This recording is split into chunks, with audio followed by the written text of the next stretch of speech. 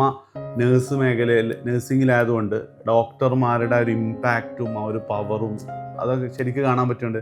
നമ്മുടെ വലിയ ആഗ്രഹമായിരുന്നു ഡോക്ടർ ആവുന്നത്. അപ്പം അതെങ്ങനെയാണ് ആ ഒരു സിറ്റുവേഷൻ എങ്ങനെ നിങ്ങൾ ഹാൻഡിൽ ചെയ്തത്? പിന്നെ സാർ ചോദിച്ചു +2 ഇത് ചെയ്തായിരുന്നു, നീറ്റിൻ്റെ ചെയ്തായിരുന്നു.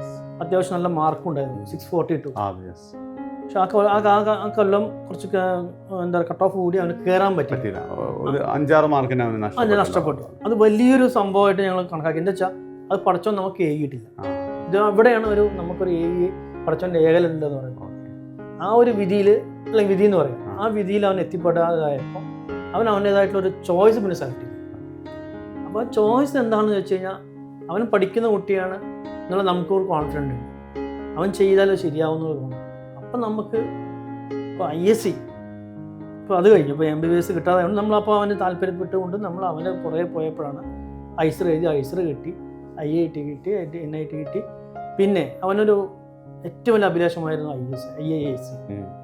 അത് കിട്ടിയെന്ന് പറയുമ്പോൾ വലിയൊരു സംഭവമായിട്ട് മാറി. അവനും മാറി, ഞങ്ങൾക്കും മാറി.